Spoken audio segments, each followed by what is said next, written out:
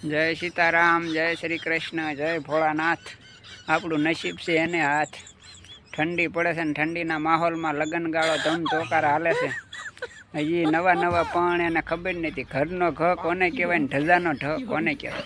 20 વર્ષ સુધી મને ન ખબર પડી ઢજાનો ઢ કોને કહેવાય ને ઘરનો ઘ।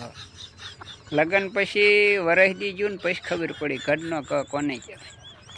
ઘરનો ઘ એને કહેવાય કે બપોરે દાળ ભાત કરે ને એમાંથી દાળ ખવાઈ જાય ને ભાત વધે એ ભાત પાછા સાંજે વઘારિયા ભાત બનાવી નાખે ને વઘારિયા ભાત ખવડાવે અને એમાંથી ભાત વધે ને ફ્રીજમાં મૂકી દે। એ ફ્રીજમાં ભાત મૂકી દે અને એ સવારે પાછા એમાં બટેકું સુધારીને ટમેટું સુધારીને પાછા એને વઘારી નાખે અને પછી પાછા આપણને કે પૌવા બટેકા। એ સવારે પૌવા બટેકા પછી ખબર પડી આ ઘરનો ઘર આને કહેવાય। એટલે આ 3